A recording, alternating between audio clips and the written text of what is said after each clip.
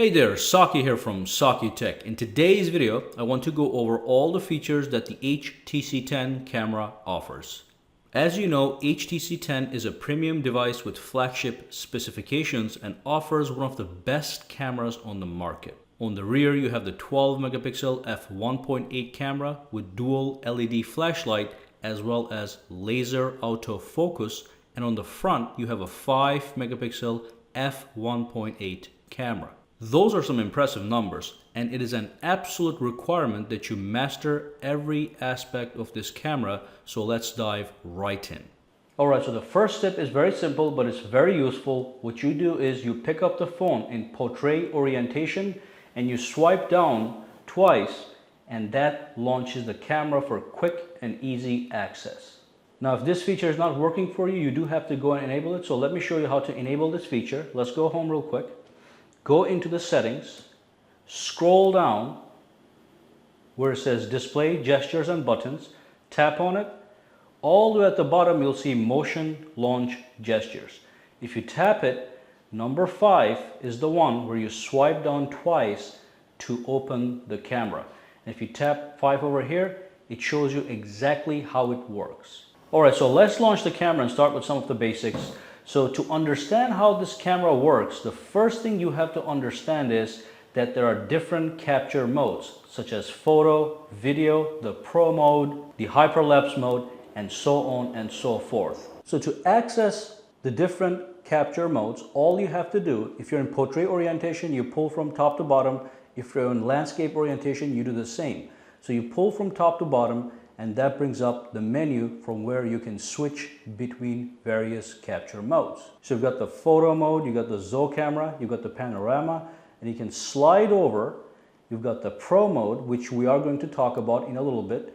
You've got the video mode, you've got the time-lapse/hyperlapse, slow motion, and you've got the selfie photo, selfie video, which is going to use the front-facing camera. And if you scroll all the way down over here, you'll see settings. These settings are generic settings that apply to all the modes. And of course, each one of these capture modes have their own sub menu. So like I said, if you scroll over, you get the settings for everything.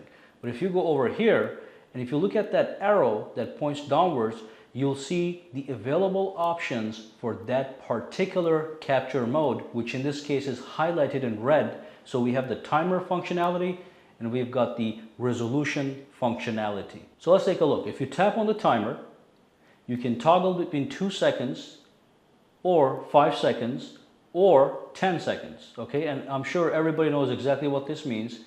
If you do a capture, it's going to take 2 seconds before it actually captures the photo. So you can use that as a timer to control your shots. If you scroll down one more time, now this one over here allows you to switch between different resolutions. So in this case, we're doing a wide screen shot. If I had my phone in a landscape orientation, it will fill the entire screen. Now if I tap this one more time, I can do 16:9, which is the aspect ratio, which means wide screen.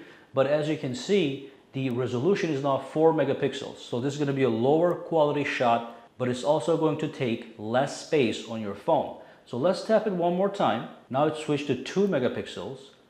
Tap it one more time. Now you have a 4:3 aspect ratio, but you have 12 megapixels, okay? So you get the idea. As you can see, now you have these black bars. So instead of getting a wide screen shot, you have a more rectangular shot, but it's not too wide. It's just 4:3 aspect ratio. So let's tap it one more time. You can do 1 by 1. This is a square shot. It's going to be 9 megapixels. Aspect ratio is 1:1, so they're equal on both sides, okay?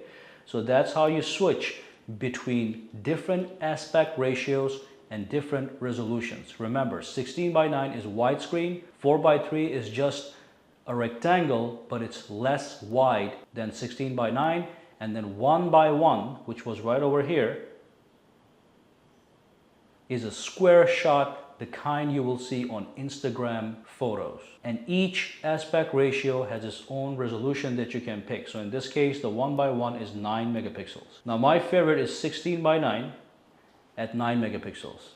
However, if you want the highest resolution possible, you should always go to 4:3 at 12 megapixels. Alright, so that's the standard photo mode. Now if you scroll down again, you can go to Zoom Camera. If you tap Zoom Camera, and if you scroll down one more time, as you can see, Zoom Camera has no sub menu. What Zoom Camera does is it takes a photo and then it takes 3 seconds of video right after the photo. So if I press this button, it takes the photo, and as you can see, the circle is filling. So it just took a 3-second video. If I launch a picture that was taken using the Zoom Camera shooting mode, you'll see that there's a little play button here, and there's a 3-second timeline. So if I press play, it actually plays the picture. So you can take a picture and you can record a 3-second video attached to it. You can get creative with these options. It is also going to record the voice. All right, so let's move over one more time. And over here you have the Panorama Mode. Everybody knows what Panorama Mode is. If you want to take wide photos, very, very, very wide photos, you will have to use Panorama. Okay, so let's switch that over. And then you got the Pro Mode. We are going to come back to that in a little bit. It's more advanced than the other options. As you can see, if I do go to Pro Mode, you get some icons on the screen. If I scroll down, you have some sub-menu options. We are going to talk about all these. Let's go to Video Mode. So obviously in the Video Mode, you can record video. Now let me scroll down and let's take a look at the sub-menu options. From here, you have 2 options. You can switch between quality and you can switch between high resolution audio. Now the HTC has some great audio recording features. If you tap this thing, you can turn the high resolution audio off, or you can turn it on. If you turn it on, you're simply going to get better voice in your videos. Next up, let's talk about the quality. Now right now we're looking at full high definition. If I tap this, I can toggle between regular high definition, which is 720p. If I tap it again, I can go to some very, very low quality that nobody uses anymore, but it is in fact available. It is called QVGA, and the only benefit of this mode is if you're not looking for high quality, but you're trying to save some space on your phone, this is going to take a lot less space than any other video recording mode. Now if I tap it one more time, this takes you to the lowest possible resolution. The only reason you want to use the MMS Quality is if you want to send a video to your friend via a text message. Because if you record a 1080p, a high definition video, and you try to send that to your friend in a text message, it's going to take a long time. So if you're going to do that, just use the MMS, which is multimedia messaging mode, and that is going to record a video in a very low format. It's going to take minimum space, and it's going to send the video immediately via the text message. And of course, if we tap this one more time, you can now go to 4K recording mode. This is going to give you the 4K quality at 30 frames per second. This is the absolute highest resolution you can record your video in. And as you can see, with the 4K quality, you can also toggle the high resolution audio on and off. You can do the same thing with full high definition, which is 1080p at 60 frames per second. But the moment you go away to the regular recording modes, not the high definition, but the regular ones, the high resolution audio option disappears. So if I go back over here to QVGA, no high resolution audio. All right, so let's move on. All right, so let's quickly take a look at the Hyperlapse mode. If you go in there, basically with this mode, you can create time-lapse videos or photos. And again, if you go over to slow motion, that is going to record 720p at 120 frames per second for super slow motion shots. All right, so the selfie photo and the selfie video are quite obvious. If you tap on selfie photo, it brings up the front-facing camera, just like that. And if you do the selfie video, it brings up the front-facing video, so you can in fact start to record video. Now, what I really want to talk about is, let's just stay in photo for a minute. I want to talk about the settings that apply to all these modes. So there's some fancy features in there. Let's go to settings, scroll all the way over, tap on settings, and here you have all these basic options and some advanced options and some medium options. So the first one is grid. and everybody knows what that is. If you disable this, the 2x2, the 3x3 grid disappears. I recommend that you guys keep that on. It allows you to better align your pictures. The other option is called a geotag photos. So basically, if this is enabled, if the check mark is right there, the red mark, that means if you're in New York and you take a picture in New York, the photo, the camera is going to know exactly where you took the picture. It's going to pinpoint the location. So whether you're in California, in New York, or wherever, the camera is going to save that information, and later you can use these things to sort photos by location. So if you go on a vacation and you take photos, you can create an album just for that location. So if that is a feature you're looking for, make sure this thing is always enabled. The next thing is the shutter sound. So basically, if this is enabled, and if you take a photo, it's going to make the standard shutter sound. So every time you take a picture, it's going to make a sound. If you want to take pictures quietly, then you have to uncheck this box so nobody hears that you're taking a photo. Okay? And if you scroll down, you're going to see a couple other options. You're going to see camera options, volume button options, and storage. Each one of these guys can be expanded. Let me go back down here again. There we go. So all these three options are expandable. So if I tap this, you get 5 options. First one is auto smile capture. Basically, if you have this enabled, and if you frame somebody in the shot who is smiling, it's going to take a picture. You don't have to press the shutter button after they smile. You can tell them to smile. The moment they smile, it takes a photo automatically. You don't have to press the shutter button. That's pretty fantastic. Now, when you're using the front-facing camera, you get the same option. When you actually enable the front-facing camera, this option becomes available, and you can actually check this. It gets enabled, does the same thing for the front-facing camera. And then here's one of my favorite features. It's called voice capture. If you enable voice capture, you can take a photo hands-free just by using voice commands. So let's just enable this for a second. And let's say capture. Now, as you can see, without even using my hands, I was able to take a picture. This is great if you're taking a group shot with all your friends in it and you want to be in the picture too. You can put the phone away and you just say capture and it takes a photo. Let's disable that. By the way, you can use voice capture in combination with the timer function. So if you have a timer enabled to be 2 seconds, and if you say capture cheese, the timer is also going to activate. Remember, the timer was right over here. Right now we have no timer, but if you have it at 2 seconds, and if you say capture with the voice command, it's going to actually activate the timer as well. Very convenient. Let's go back over here to the settings. So those are the camera options. Alrighty, remember, if you tap it again, it collapses. Now let's look at volume button options. Let's tap this guy. You have 3 options, volume, capture, and zoom. You can actually use the volume keys to zoom in and zoom out, or capture photos, or simply use them as volume. But this option allows you to define how the volume keys are going to be used.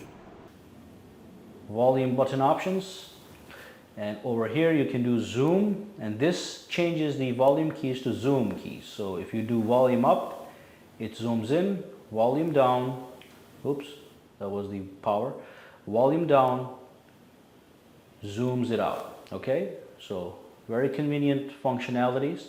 And there's one thing I forgot to show you in camera options. If you scroll down, you have the option of touch to capture. If you tap this, you can touch anywhere on the camera, and the camera is going to focus on the location that you touched, and it's going to take a photo. So when you do a touch to screen, you can focus anywhere on the screen. When you press the shutter button, it does an automatic focus. When you touch the screen, it focuses exactly where you're touching and then takes a picture. Very good feature. And the final settings options over here, if you go to settings, if you go to storage, you can pick to store your photos in internal storage or external storage, which is the SD card. I highly recommend that you choose this if you have an SD card, because you do not want to fill up the internal storage of your phone. That's better for apps and stuff like that. So if you do have an SD card, go into the settings right now and switch over to removable storage. So all your photos and your videos are stored in the SD card. So let's tap on this to collapse it. And at the bottom here, you can go to tips and help, and that's going to take you to the help menu. From here, you can learn even more if you want to fully explore this camera. And if you play with the settings and you mess things up too much, you can always go to settings, scroll down and tap on reset to default, and that's going to reset everything back to default. So if you want to reconfigure the phone camera options, you can do that as well. All right, so remember, capture modes. If you swipe down, you can pick capture modes. Each capture mode may have its own sub menu, but if you want to play with the general settings, you go to this icon and you tap on settings and you configure your camera the way you want it to behave.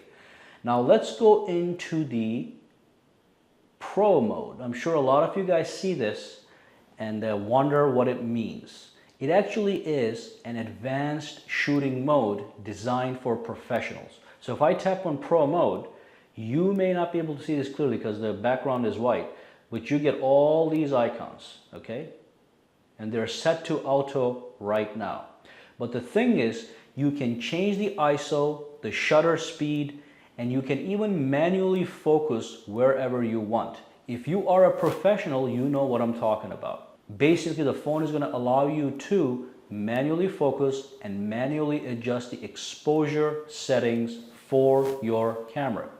For example, if I want to change the ISO, I tap on this icon, and from here, I can go to ISO 800, ISO 400, or I can go back to auto mode. Okay, so even in this Pro mode, you can keep everything automatic, but if you want to manually adjust the ISO, the white balance, the shutter speed, you can do that as well. So this is the shutter speed right here.